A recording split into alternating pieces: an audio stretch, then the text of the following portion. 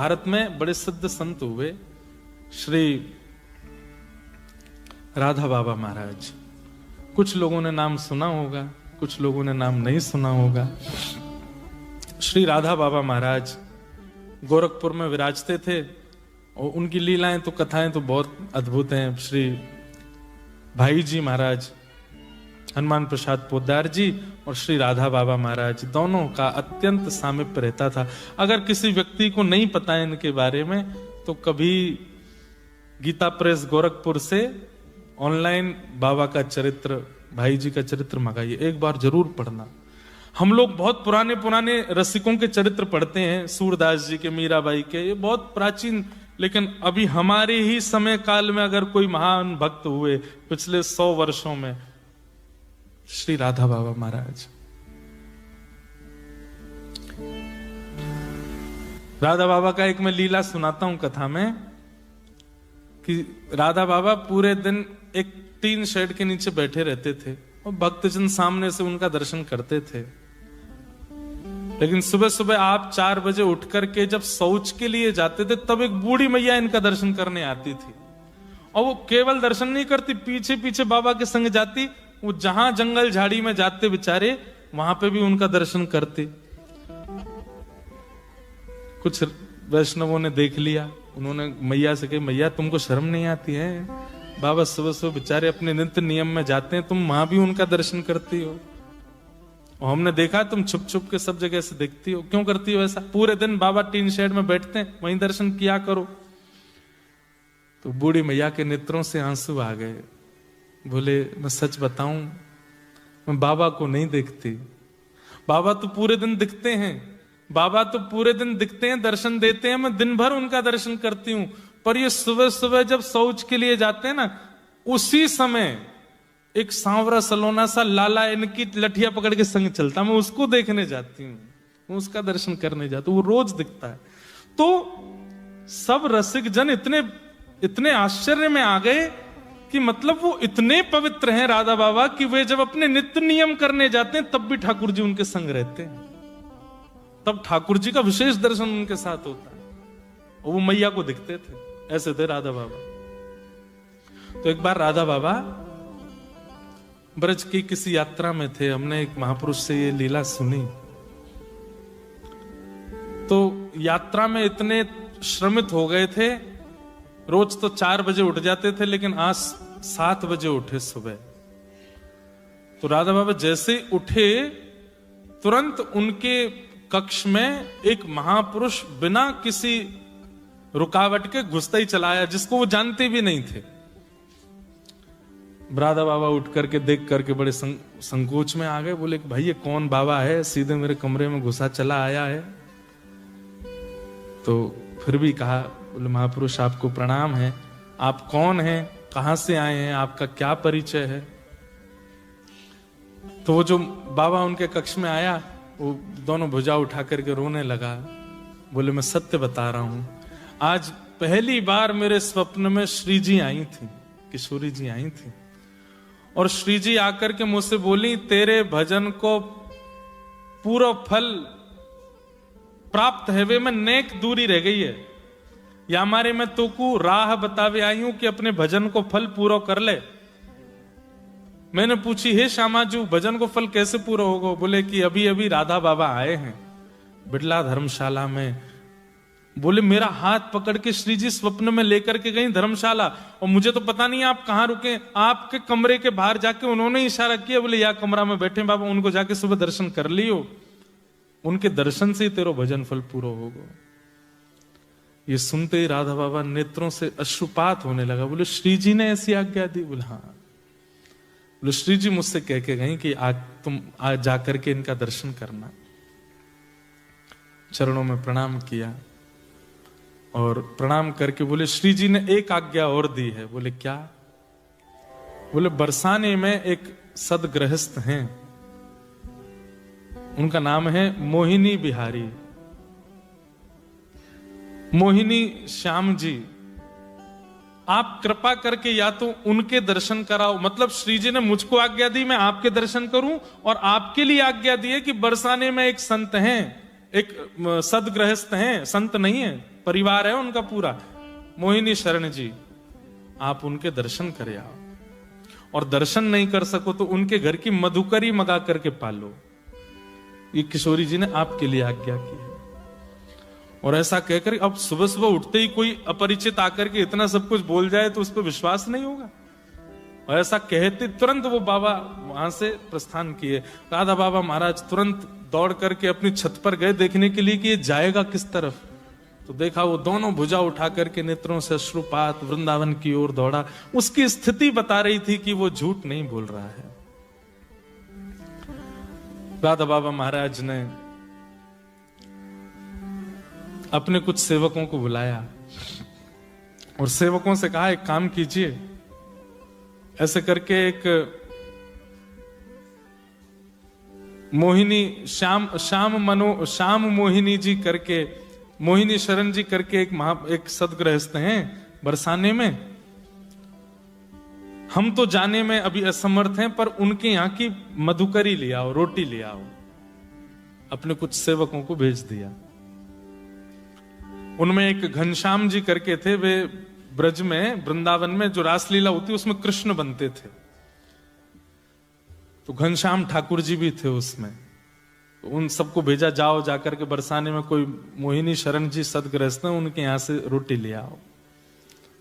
अब राधा बाबा महाराज किसी के यहाँ की प्रसादी मांग रहे हैं। राधा बाबा जिनको स्वयं श्री ठाकुर जी के प्रत्यक्ष दर्शन होते थे, वो किसी के घर की प्रसादी मांग रहे हैं, तो इसका मतलब वो कितना ऊंचा होगा। ये सब लोग बरसाने गए और बरसाने में जाकर के इन्होंने पूछना शुरू किया ब्रजवासियों से, भैया यहाँ पे कोई सदगृहस्थ है, उसका नाम मोहिनी शरण करके है। तो सब नाम सुने और सुन के हंसे। बोले क्या काम है उससे? बोले उसके यहाँ की रोटी चाहिए। बोले किसके लिए? बोले राधा बाबा के लिए।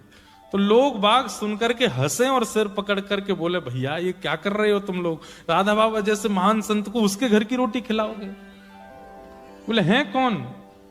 बोले बरसाने का एक पागल है, उससे कोई मिलता नहीं जुलता नहीं, उसको देख के बच्चे भाग जाते हैं। वो जिस गली में जाता है सब दुकानें बंद कर लेते, कहां से कब क्या उठा ले, पागल है।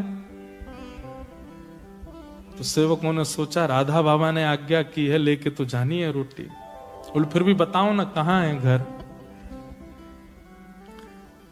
बता दिया सबने। बोले वहां रहता है, वो तो प्रसिद्ध पागल है, यहाँ का चले जाओ। जैसे गए घर पर पहुंचे तो घर की स्थिति देख करके बिल्कुल नहीं लग रहा है कि एक वैष्णव का घर है।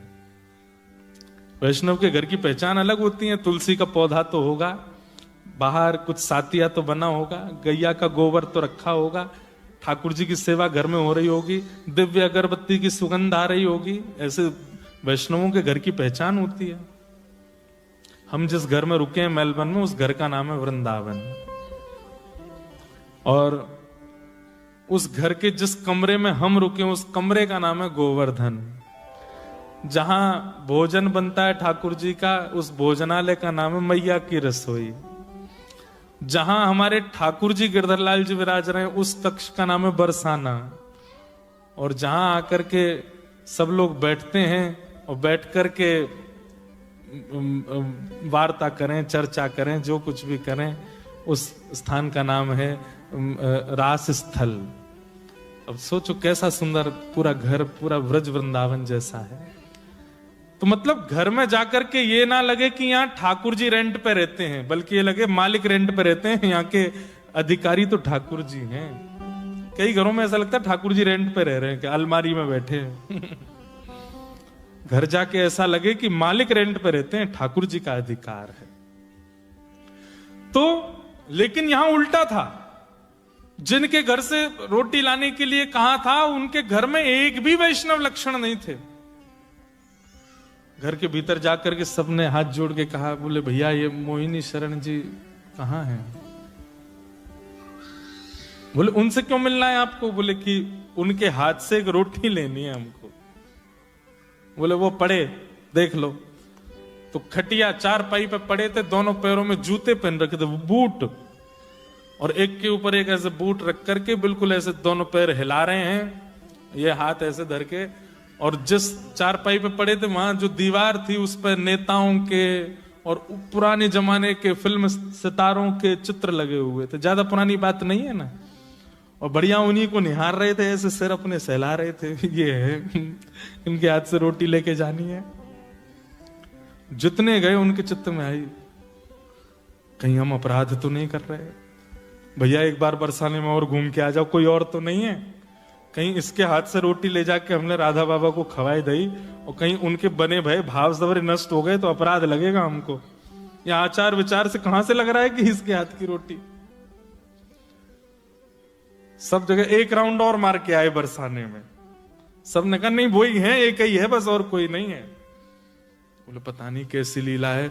2-3 तो भीतर गए नहीं, बोले हम तो नहीं जा रहे, हम तो पहले बाबा को भी सच्चाई बता देंगे, ले आओ रोटी तो लेके जानी है। तो अंदर रोटी लेने के, भैया आपको प्रणाम, जय श्री कृष्ण, जय श्री राधे। कहां से आ गए हो? सुबह सुबह आ गए, क्या बात है, क्या चाहिए? बोले अपने हाथ से रोटी दे दो। बोले ले लो रोटी, वहां भीतर से आ जाते हैं पता नहीं कहां कहां से मांगने के लिए। बोले नहीं आप अपने हाथ से दे दो। तो पहले तो 10 सुनाई, 10 सुना करके फिर गए और रोटी दे दी। बोले ले जा। और ले करके वो सब लोग राधा बाबा के पास आए। राधा बाबा आपने ये बताई। अब वो बताते कि वो कैसे हैं, उनका आचरण, उनका रूप, उनका स्वरूप, इतने में तो बाबा ने रोटी ली और पहला उसका कवल तोड़ करके माथे से लगा के पा लिया। और जैसे ही रोटी मुख में धारण की है, वो मधुकरी प्रसादी, नेत्रों से अविरल अश्रुधार गिरने लगे, दोनों भुजा उठ गई। किशोरी जी की दिव्य लीलाओं का अनुभव होने लगा, नेत्र लाल पड़ गए, शरीर कंपायमान होने लगा। सामने जो आया, जिसके प्रति उनको अधिकार लगा, तोड़ करके उसको हाथ में नहीं दी, बोले मुंह खोलो, सीधे मुख में। और जिसको भी वो टूक पधराते जाएं, उसके नेत्र बंद हो जाएं, नेत्रों से अश्रुधार, और वही श्री राधा प्रेम में प्रेम मगन होकर के झूमने लग जाए। अब जिन जिनको उनके स्वरूप पर संकोच हुआ था, सब बोले ये क्या हो रहा है। पूरे कक्ष में बैठे हुए लोग भावावेश में चले गए। हाथ आगे बढ़ाया, राधा बाबा ने तिरछी नजर से देखा, बोले तुम अधिकारी नहीं हो उसके, क्योंकि तुम दोष बुद्धि से देख करके आए हो।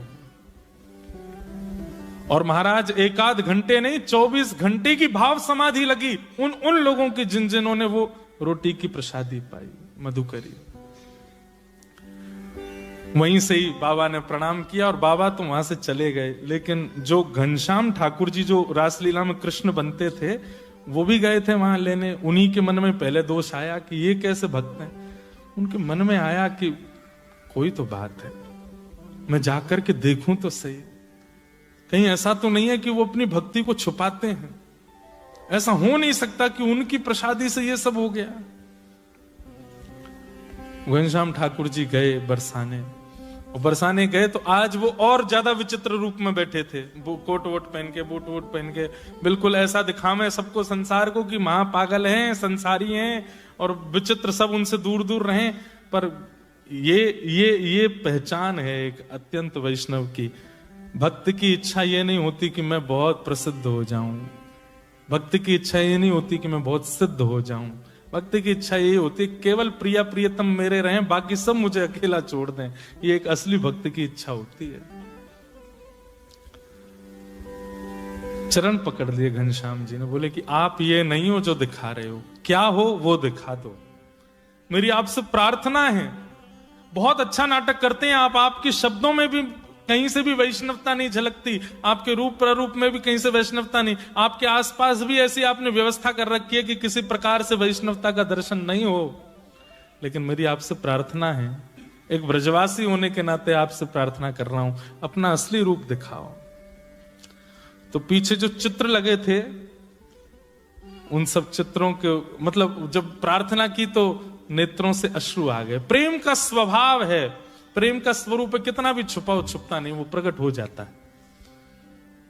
तो नेत्रों में जब अश्रु आए तो घनश्याम ठाकुर जी ने कहा आप ये नहीं हो जो दिखा रहे हो, कौन हो वो दिखाओ।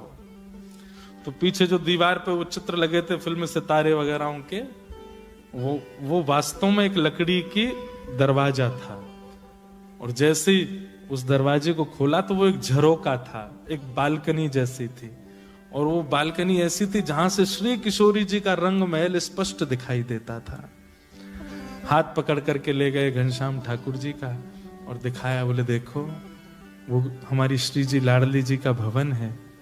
बोले हाँ। बोले देखना अब मैं पुकारूंगा और कुछ अनुभव होगा।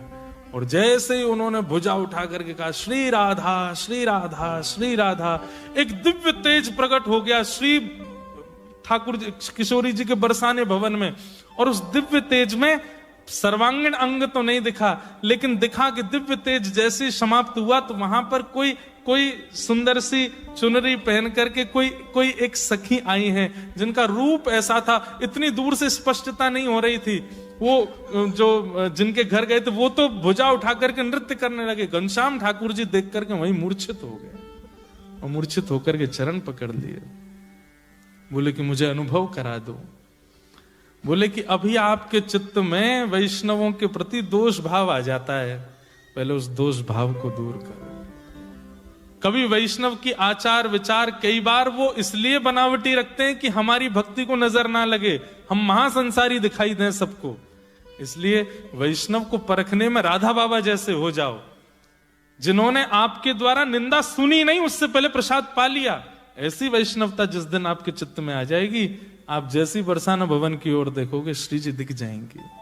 घनश्याम ठाकुर जी तो मगन हो गए, चरण पकड़ लिए, बोले कि बस अब आप कृपा करो। ये है वैष्णवता। फिर घनश्याम ठाकुर जी फिर उसी भाव में रहने लगे। अब तो ऐसी स्थिति उनकी हो गई कि अब कोई वैष्णव नहीं भी है और वो राह में खड़ा खड़ा अगर कुछ दुष्पान कर रहा है या कुछ दुर्वस्तु धुआं जैसा उड़ा रहा है, वो उसको भी प्रणाम करते। बोले तुम जरूर अपनी भक्ति छुपा रहे हो, इसलिए ऐसे हो ना, मुझे पता है।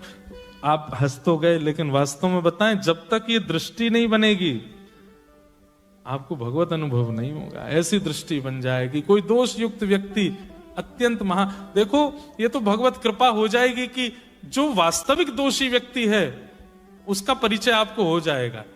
लेकिन जिसमें दोष नहीं है, जो केवल दोष का आडंबर कर रहा है, उसके प्रति आपके सहज भावना हो जाएगी कि ये तो इनका केवल बाह्य प्रकाश है, भीतर से तो ये परम भक्त है। घूम फिर के बात पूरी इस भाव में आती है कि भगवत दर्शन, भगवत मिलन और भगवत सामिप्य के लिए वृत्रासुर जो कह रहे हैं, दासान उदासो भवतास्मि भोज, भगवत दासों के दास बन जाओ। जैसे मैं कहता हूं कभी कभी कि राधा रमन जी के जैसे पर्दा खुलता है ना, तो पर्दा खुलते ही पता नहीं कहां से ऊर्जा आ जाती है। वैष्णव बोलते श्री राधा रमन लाल की जय, भुजा खड़ी हो जाती हैं, नेत्र बिल्कुल अपलक हो जाते हैं, फिर पलक नहीं झपकता कोई, पीछे से धक्का पड़े, आगे से कोहनी पड़े, किसी को कोई चिंता नहीं होती, बस मुझे मेरे ठाकुर जी दिखते रहे। ऐसी स्थिति किसी वैष्णव के प्रति जब हो जाए, तब समझ जाइए अब ठाकुर जी मिलवे वाले हैं। जैसे ही कोई वैष्णव सन्मुख आया, उसके रूप को देख के, उसके उर्धपुंड को देख के, उसकी शिखा देख के, उसके वस्त्र आभूषण देख करके, उसके हाथ में करमाला देख करके बस मन से बस निकल पड़ा नाम, और बस उत्सुक होकर के नृत्य करने लग गए। जैसी स्थिति भगवत दर्शन में, वैसी स्थिति वैष्णव दर्शन में जिस दिन हो जाए, समझाओ बस ठाकुर जी से मिलवे वाले हैं कछु दिन।